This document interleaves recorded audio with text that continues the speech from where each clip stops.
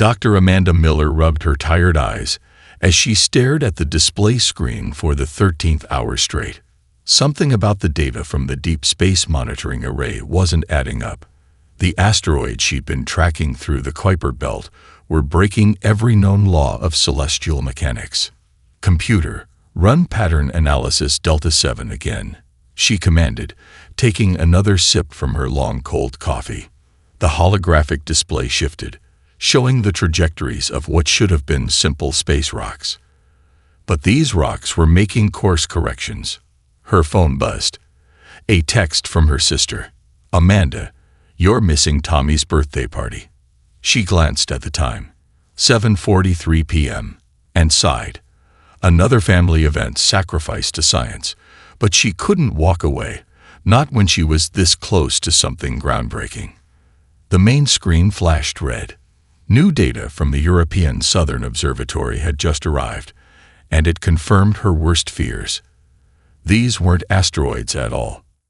Amanda was reaching for the secure line to contact her superiors when her computer chimed with an incoming video call. The name made her pause. Colonel James "Buck" Harrison, retired. She'd written off his emails about anomalous astronomical observations as the ramblings of another space enthusiast. Now she wasn't so sure. "Dr. Miller." The weathered face of the former Air Force officer appeared on her screen. "I suspect you're seeing what we're seeing." "We?" Amanda leaned forward. "The Backyard Astronomy Network." Buck's image was replaced by a map showing hundreds of points of light across the United States. Amateur astronomers, hobbyists, folks who spend their free time looking up at the stars. "We've been tracking these asteroids for months." Amanda's professional pride took a hit. How had a network of civilians with commercial telescopes spotted this before NASA's multi-billion-dollar detection systems? "The objects are using the Kuiper Belt's debris for cover," Buck continued, "but they didn't account for how many eyes we have on the sky. Billy Jensen in Montana caught the first course correction 3 months ago. Sarah Peters, a high school student in Oregon, noticed the pattern last week. We're not just seeing rocks out there, Dr. Miller. They're ships," Amanda finished. Her voice was steady, despite the implications. "A fleet, using natural debris as camouflage. But why haven't they triggered our automated detection systems?" "Because they're using our own blind spots against us." Buck's face reappeared, grim but determined. "They studied our official detection networks, but they didn't account for thousands of independent observers who don't follow standard protocols. They expected centralized monitoring. Instead, they got something uniquely human: chaos." Amanda was already pulling up the civilian data, cross-referencing it with her own observations. The amateur astronomers had done something NASA's computers hadn't. They'd trusted their instincts when the numbers looked wrong. "We need to alert the authorities," she started, but Buck cut her off. "Already done. Check your secure email. You'll find reports from 15 different countries' amateur astronomy networks. The Chinese space program got their alert an hour ago. The Russians, 20 minutes after that. The Europeans are confirming it now." Amanda stared at the flood of incoming data. Humanity's first confirmation of alien life wasn't coming from a government agency or a space program. It was coming from hobbyists, enthusiasts, and stargazers who simply couldn't be fooled by the invaders' careful deception. "They think we're primitive," Buck said, a hint of pride in his voice. "They see our official technology and think they can slip past us, but they don't understand what they're really up against. Millions of independent human minds, all looking up at the same sky, all thinking for themselves." As if to prove his point, another dozen alerts popped up on Amanda's screen. More confirmations, more civilian observers reporting the same impossible movements among the stars. The invaders' perfect stealth approach had been undone not by Earth's military might, but by its citizens' curiosity and stubborn refusal to ignore what their eyes were telling them. The warning signs were clear. Now, the question was, What would humanity do with this knowledge? Ambassador Exthos stood before the United Nations Security Council, his translucent skin shimmering under the harsh lights. His diplomatic team had prepared for every possible scenario, except the one they were facing. "We come in peace," he announced for the third time, his translation matrix struggling to keep up with the cacophony of simultaneous responses. The Chinese delegation was demanding private negotiations. The Russian ambassador was questioning the authenticity of their credentials. The American representative was reading a list of conditions for diplomatic relations, while the British delegate interrupted with pointed questions about their fleet's position. In the gallery above, Major Emily Rodriguez watched the chaos unfold with a practiced eye. 20 years in special forces had taught her to spot opportunities others missed. While the diplomats talked, she had work to do. "Team in position," whispered the voice in her earpiece. Captain Sarah Walker's unit was already moving through the UN building's maintenance tunnels, placing microscopic tracking devices on the alien shuttlecraft. The devices were courtesy of Marcus Thompson's quantum labs in Silicon Valley, developed, manufactured, and deployed in the 72 hours since first contact. "These humans are impossible," Exthositade whispered in their native tongue, unaware that Thompson's AI was already decoding their language. "Every species we've encountered had a clear chain of command, a single voice of authority. But these primitives continue monitoring all frequencies," Rodriguez murmured into her secure line. In a dozen cities worldwide, similar unofficial operations were underway. The Chinese were attempting to scan the alien vessels with repurposed medical equipment. Brazilian hackers were probing the visitors' communications. A team of Norwegian university students had already built a working model of the aliens' propulsion system based on public telescope footage. The Security Council chamber erupted in fresh argument. The Indian representative was now demanding to know why the aliens had chosen to land in New York rather than New Delhi. The French delegate was questioning their understanding of Earth's legal frameworks. "Perhaps," Exthos suggested smoothly, "we should recess until you have selected a single representative too." "With all due respect, Ambassador," the Canadian representative interrupted, "that's not how we do things here." Rodriguez's phone buzzed. A text from Thompson. "Got it. Their quantum encryption isn't accounting for human observation collapse principles. We're in." She allowed herself a small smile. The aliens had expected to manipulate a unified Earth government. Instead, they were facing humanity in all its chaotic glory. Every nation, corporation, and independent group was pursuing its own agenda, creating a defense in depth that no single attack could penetrate.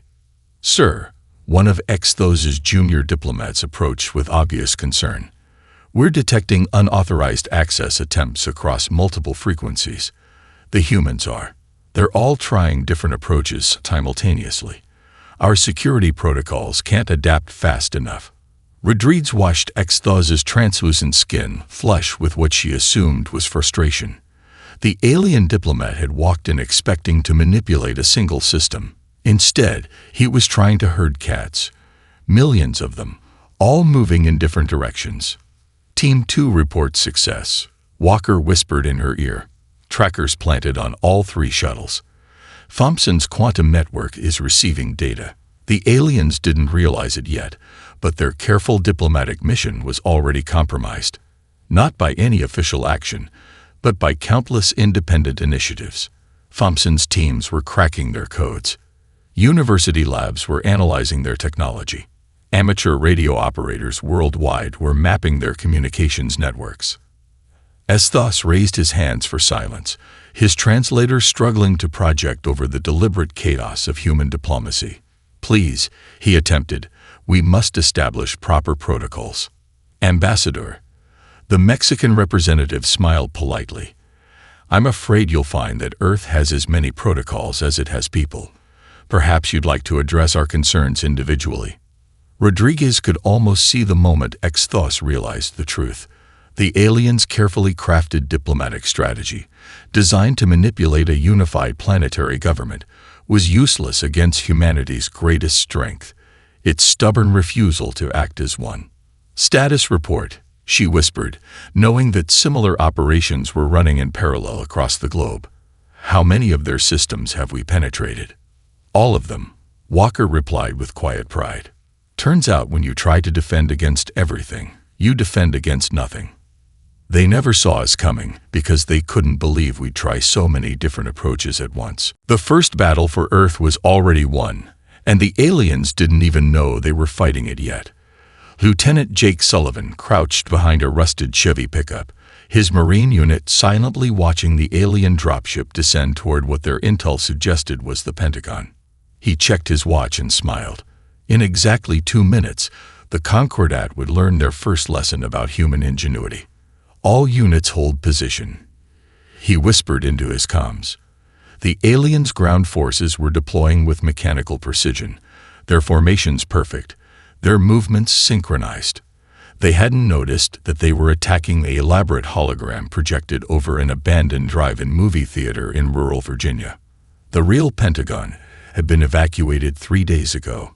Its critical operations were now scattered across 57 different locations, from a Kansas high school basement to a converted Chuck E. Cheese in suburban Ohio. The aliens' carefully gathered intelligence was worth less than the quantum data crystals it was stored on. "Remember your training," Sullivan murmured to his team. Not their official Marine Corps training, though that was valuable, but the countless hours they'd spent running scenarios in virtual reality games and paintball competitions. Those unorthodox exercises were about to pay off. The alien commander stepped forward, raising what appeared to be a ceremonial staff. Their symbols projected into the sky, the traditional demand for surrender used on a dozen worlds. The holographic Pentagon flickered slightly in response. "Now," Sullivan breathed. Across the field, Sergeant Maria Ramirez's team activated their sonic disruptors, modified subwoofers from a local concert venue. The alien shields, calibrated for high-energy weapons, didn't register the low-frequency assault until it was too late. Their perfect formation wavered as the troops struggled to maintain balance. "Second team, execute," Sullivan ordered. Private First Class Danny Chen's unit launched their attack, not with advanced weapons, but with simple mirror arrays salvaged from the drive-in's projection booth. The concentrated sunlight overwhelmed the aliens' optical sensors, which were optimized for the dim battlefields of their recent conquests. The Concordat forces attempted to regroup, their command structure trying to adapt to these unconventional attacks. That's when Sullivan's main force struck. They emerged from hiding spots that the alien scanners had dismissed as irrelevant. Broken-down cars, piles of construction material, and an ice cream truck that contained enough electromagnetic pulse generators to disable a small fleet. "They're falling back to the dropship," Ramirez reported with satisfaction. The aliens' retreat was orderly but urgent. Their sophisticated battle computers couldn't process attacks that ignored standard military doctrine. "Command, this is Sundog Actual," Sullivan transmitted. "Phase 1 complete. Enemy forces responding exactly as predicted. They're about to call in their orbital support." High above, right on schedule, the Concordat's battlecruiser emerged from its stealth field, its main weapon powered up, ready to reduce the entire area to ash. The aliens were done playing games. Tracking multiple energy signatures, the tactical officer aboard the battlecruiser reported to his commander. "The humans are deploying their defensive grid." The commander smiled, an expression that would have been unsettling to human eyes. Their intelligence had predicted this. Earth's primitive missile defense systems were no match for their technology. But when the assault began, it wasn't missiles that rose to meet them. Instead, thousands of small objects launched from seemingly random locations across the eastern seaboard. The alien sensors identified them as weather balloons. "Status report," the commander demanded as their targeting systems began to fail. The balloons, it turned out, were carrying strips of aluminum foil. Chaff, a defensive measure so old that the aliens' advanced systems had no protocols to handle it. "Sir," his tactical officer's voice carried an edge of concern, we're detecting civilian aircraft approaching from multiple vectors. They appear to be crop dusters. The commander didn't live long enough to appreciate the irony. The supposedly primitive aircraft were carrying electromagnetic pulse devices, their pilots using techniques perfected over generations of dangerous low-altitude flying. The battlecruiser's shields, optimized to repel energy weapons, never detected the attack until their systems began to fail. On the ground, Sullivan watched the massive ship lose power and begin its uncontrolled descent. His teams were already moving to secure any survivors and salvage any technology they could get their hands on. "Command, Sundog Actual," he reported. "Phase 2 complete. You're not going to believe the toys we just got our hands on. Requesting immediate recovery teams with engineering support." The first major battle for Earth was over. The aliens had expected a primitive military response. Instead, they'd faced farmers, engineers, and soldiers who'd spent their entire lives adapting civilian technology for unintended purposes. They never stood a chance. Tommy Watson wiped the grease from his hands and stepped back to admire his handiwork. The 1969 Dodge Charger's engine bay now housed something that would make any classic car enthusiast cry, and any alien invader run for cover. "You sure this'll work?" asked Pete Martinez, his former NASCAR pit crew teammate, eyeing the modified sound system they'd salvaged from the abandoned concert hall. "Already tested it on a piece of their shield technology," Tommy grinned, patting the hood of the muscle car. "That fancy energy barrier of theirs can't handle a specific frequency. Something about how their molecular structure resonates." The garage around them was filled with similar projects. What had once been Watson's custom auto shop was now the heart of the resistance in eastern Tennessee. Mechanics and engineers worked side by side, turning everyday vehicles into weapons that the aliens never saw coming. Incoming transmission from Memphis called out Jenny Chen from her makeshift communication station. A gaming PC rigged with quantum encryption algorithms reverse-engineered from captured alien tech. They'd got 3 more alien patrols heading up Interstate 40. Tommy nodded, reaching for his phone to send out the alert. Within minutes, dozens of modified vehicles would be rolling out of garages across 3 states. The aliens were about to learn why you don't mess with American car culture. Across town, Barbara Reynolds was teaching a very different kind of class than her usual high school chemistry lessons. The grandmother of 3 had turned her knowledge of basic chemistry into something the alien invaders never expected to face. "Remember," she instructed the group gathered in her basement, "the mixture has to be exact. Too much of either compound, and it won't produce the vapor that disrupts their breathing apparatus." Her students, former teachers, store clerks, and office workers, took careful notes. The aliens had expected to face military resistance. Instead, they were dealing with an entire population that treated their occupation as a problem to be solved, a challenge to overcome with whatever tools were at hand. Mrs. Reynolds called Sarah, a former dental hygienist. "I think I found something interesting in their biological data. Their neural systems seem sensitive to ultraviolet light, like the kind we use to cure dental fillings." Barbara's eyes lit up. Another weapon, another adaptation, another way to fight back. This was how humanity had always survived, not through overwhelming force, but through endless innovation. The ground suddenly shook as an alien patrol carrier passed overhead. Everyone fell silent, but continued working. They'd learned to ignore the show of force. The real battle wasn't in the sky. It was in garages, basements, and workshops across the country. Tommy's phone buzzed. A message from the coordination network. "Operation Rolling Thunder is go. All units proceed to staging areas." He smiled, climbing into the Charger. The engine roared to life, a sound that would have been familiar to his grandfather, but the technology it now carried would have been unimaginable. Across the city, other engines were starting up. Modified muscle cars, repurposed school buses, even ice cream trucks, each carrying weapons cobbled together from everyday technology. "Control, this is Thunder Lead," he radioed. using the CB radio they'd found was invisible to alien scanners. First wave is moving out. The response came back in Barbara Reynolds' calm voice. Confirmed, Thunder Lead. Chemical teams are in position. UV arrays are charged. Give them hell. As Tommy led the convoy out of the garage, he couldn't help but smile. The aliens had studied Earth's military capabilities for years.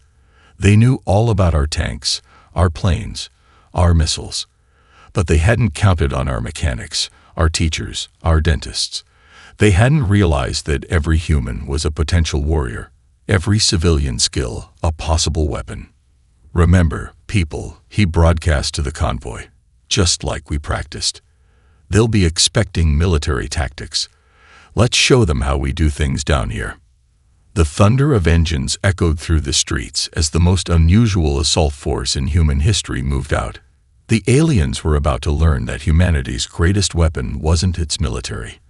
It was its ability to turn anything and everything into a tool of resistance. Katie Bitewolf Anderson hadn't slept in 36 hours, but the energy drinks kept her going. Her fingers flew across 3 keyboards while 6 monitors displayed scrolling data streams. The alien encryption was good, probably the best in the galaxy. But they'd never faced anything like Earth's chaotic digital ecosystem. They're trying to lock us out of Sector 7, called out Miguel from across the basement. The former cybersecurity specialist was coordinating with hackers worldwide through what remained of the internet. Their adaptive algorithms are learning our patterns. Katie grinned, her blue hair reflecting the glow of the screens. That's cute. They think we have patterns. She opened a chat window to her gaming clan, now transformed into one of the most effective cyber warfare units on the planet. Time to show them why humans are the worst. The aliens had expected organized cyber attacks from military installations. Instead, they faced millions of independent hackers, each using different methods, different tools, and different approaches. Their defense systems, designed to adapt to recognizable patterns, were overwhelmed by the sheer chaos of human creativity. Hey Bitewolf, pinged Jessica, a 16-year-old from Singapore who'd turned her Minecraft modding skills into weapons. Check out what happens when you feed their quantum processors pictures of cats. Katie's laughter echoed through the makeshift command center. The alien systems, it turned out, couldn't handle the inherent randomness of feline imagery. Their perfect mathematical models crashed when faced with the chaos of 1,000 cat memes. Control, this is Digital Den. She radioed to the Resistance headquarters. We found another vulnerability. Their systems try to analyze everything they receive. Let's give them more than they can handle. Across the globe, thousands of hackers began their assault. They didn't use sophisticated military programs or advanced cyber weapons.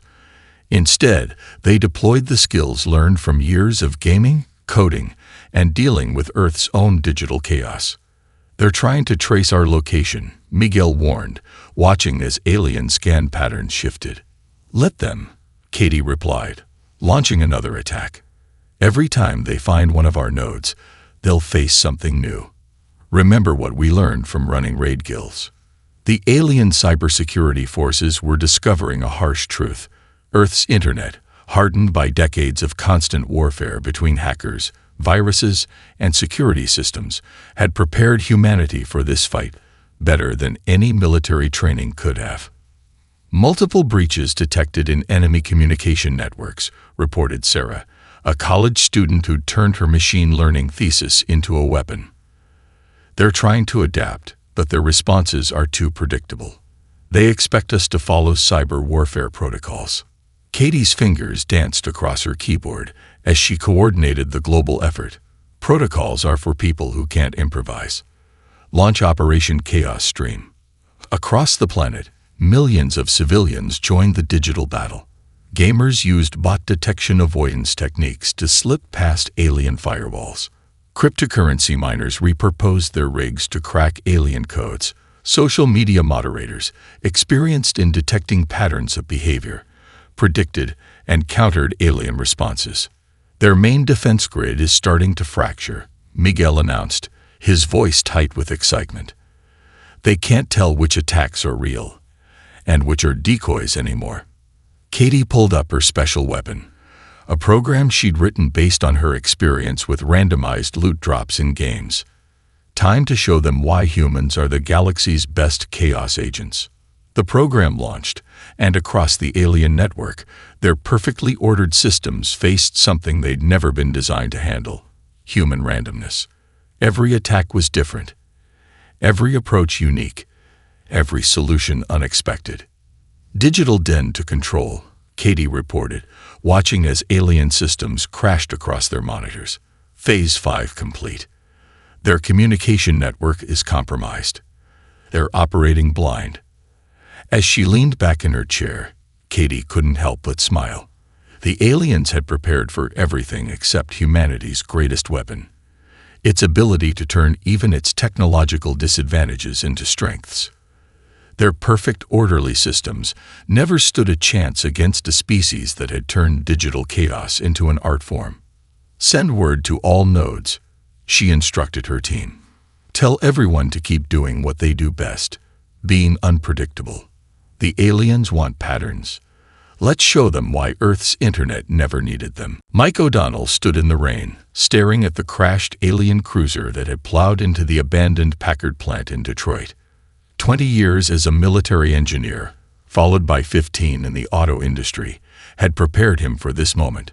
Behind him, a crowd of auto workers, engineers, and mechanics gathered, their eyes gleaming with the same determination.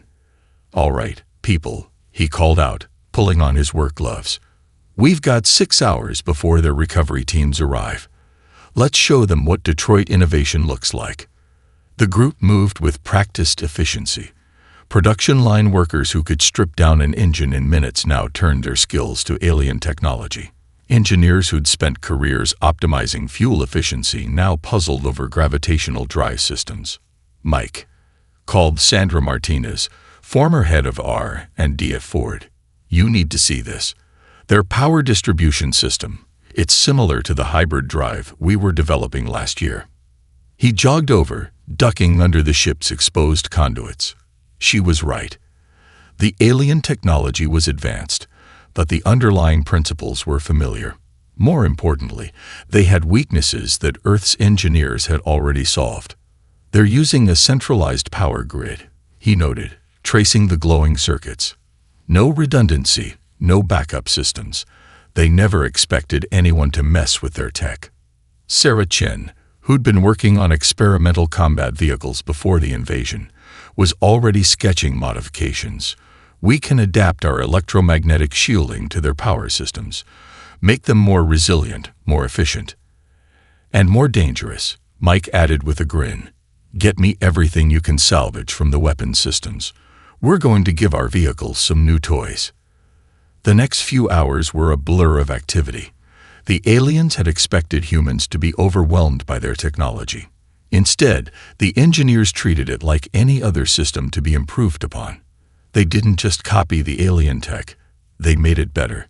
"Control, this is Salvage Team Alpha," Mike reported through their secured channel.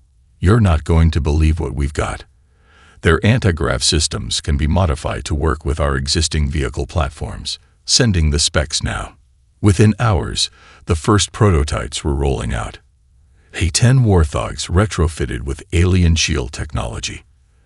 Abrams tanks equipped with gravity manipulation fields, but the real surprise came from the civilian sector. "Check this out," called Jason Williams, a monster truck mechanic. He'd mounted an alien plasma cannon onto a modified Ford F-150, using the truck's own electrical system to power it. Turns out their weapons work better with a little American muscle behind them. Mike watched as more hybrid vehicles emerged from the various workshops. The aliens had given them the tools of their own destruction, and humanity was improving them at a pace that would have been impossible for a more regimented society.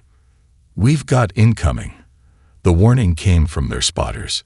3 alien dropships, approaching fast. Perfect timing.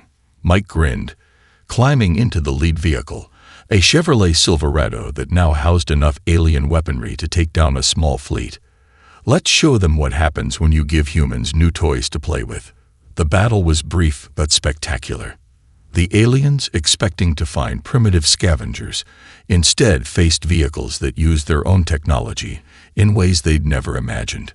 Earth's engineers had taken their perfect, standardized systems and turned them into something chaotic, unpredictable, and devastatingly effective. "Control, this is Salvage Team Alpha," Mike reported afterward, watching his team already stripping down the newly downed ships. "Phase 6 complete. And tell the military we've got presents for them. Lots of presents." As he surveyed the scene, auto workers casually discussing quantum mechanics, mechanics rebuilding alien engines with Earth improvements, engineers creating hybrid weapons that shouldn't have been possible, Mike understood why Earth would never fall. The aliens had given humanity access to their technology, expecting them to be overwhelmed. Instead, they'd given Earth's engineers exactly what they needed: new problems to solve, new systems to improve, and new ways to prove that human innovation knew no bounds. Supreme Commander Vexthar of the Conquered fleet stared at the holographic display in disbelief. His perfect invasion force, winner of 100 campaigns across the galaxy, was being torn apart by what his analysts insisted were primitive tactics. "Another supply line disrupted," reported his logistics officer. "The humans are using their commercial vehicles as weapons. We can't distinguish civilian traffic from combat units." On the main screen, a convoy of what appeared to be ordinary trucks approached one of their forward bases. The base's AI defenses, programmed to identify military threats, ignored them completely. By the time the trucks revealed their hidden weapons, it was too late. Lisa Martinez watched from her rig's cabin as her convoy of 18-wheelers broke through the alien perimeter around Chicago. Each truck carried a different surprise, some packed with electromagnetic pulse generators, others with sonic weapons, a few with those new gravity bombs the Detroit team had cooked up. "Remember the plan," she broadcast to her drivers. "Just like running supplies through the Rockies in winter. Unpredictable routes, constant communication, and always have a backup plan." The aliens had expected organized military resistance. Instead, they faced truck drivers who'd spent careers outsmarting weather, traffic, and time itself. Every human profession, it seemed, had inadvertently prepared them for this war. "Their central AI is trying to adapt to our patterns," reported Katie Bitewolf Anderson through the encrypted channel. "But it can't handle the number of independent decisions being made. We're overloading its prediction matrices." The alien command center was chaos. Their battlefield computer, designed to counter logical military responses, was drowning in data. Humans weren't following any recognizable doctrine. Every individual, every group, seemed to be making their own choices.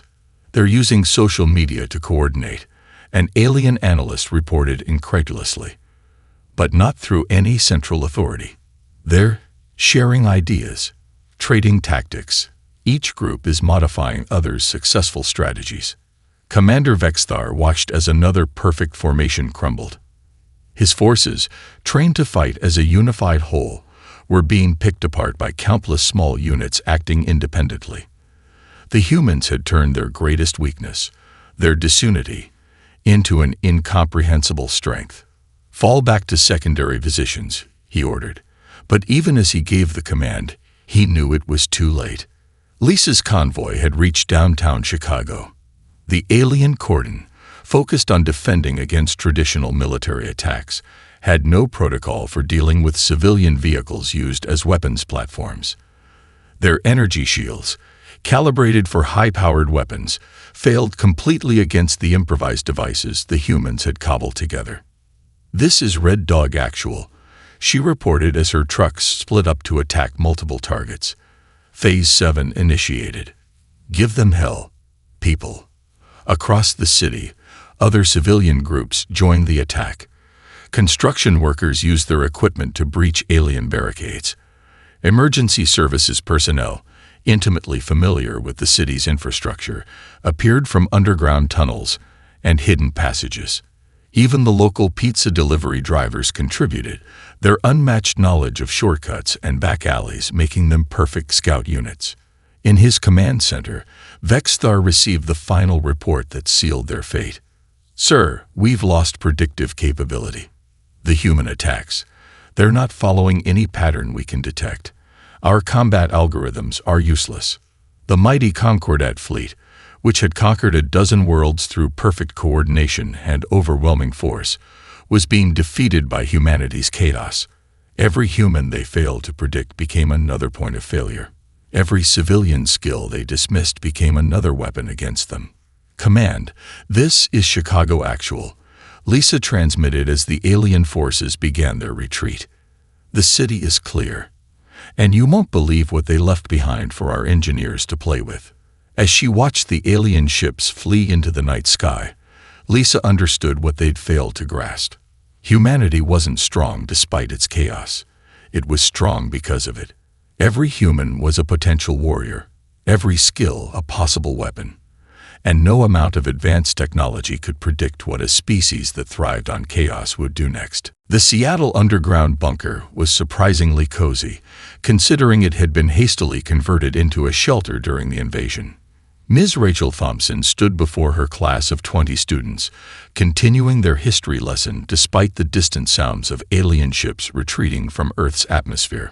"And that's why the Battle of Waterloo was lost," she explained, drawing parallels between historical events and their current situation. Napoleon's forces, like our alien visitors, couldn't adapt when their perfect plans met chaos on the battlefield. Above ground, the Concordat's final fleet was preparing for departure. Their surveillance systems, still functioning despite the relentless hacking attempts, picked up the teacher's lecture.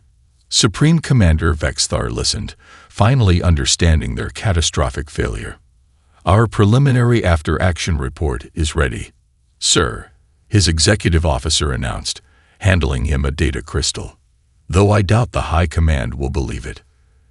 In the bunker, Miss Thompson pulled up images of various human conflicts throughout history. "Humanity has never been united," she continued. "We fought ourselves for millennia. But that's not our weakness, it's our strength. Every war taught us to adapt. Every conflict forced us to innovate." The alien commander watched the lesson with growing comprehension. His forces had studied Earth's military capabilities, but had missed the crucial element: humanity's capacity to turn their own internal strife into an advantage. "Look at how we responded to the invasion." Ms. Thompson pointed to a makeshift map. No central command, no unified strategy. Instead, we had millions of humans making independent decisions, each contributing their unique skills and knowledge. In his ship, Vexthar began annotating the report. "Mark Earth as Class X, unconquerable," he dictated. "Any species that can survive its own chaos will certainly survive anything we could deploy against it." Back in the classroom, a student raised her hand. "But Ms. Thompson, wouldn't we be stronger if we all worked together, like the aliens?" The teacher smiled, gesturing to the diverse group of refugees sharing the bunker. Engineers teaching soldiers about alien tech, hackers working with truck drivers, teachers and mechanics planning defense strategies together. "We are working together, Jenny, but not as a single unit, as a network of independent thinkers. The aliens expected us to either unite against them or fall into complete disorder. Instead, we showed them something they'd never seen before: organized chaos." In orbit, the Concordat fleet prepared for faster-than-light departure. Their final transmission to their homeworld contained an extensive warning about Earth. It wasn't just the military threat or the technological adaptability that concerned them. It was something far more fundamental. They turned their greatest flaw into an unbeatable defense. Vexthar noted in his personal log, "Their disunity means there's no central authority to target, no single strategy to counter, no way to predict their actions. They don't just embrace chaos, they weaponize it." Miss Thompson's class was wrapping up as the alien ships disappeared from Earth's sensors. "Remember this lesson," she told her students. "Our strength isn't in our weapons or our technology.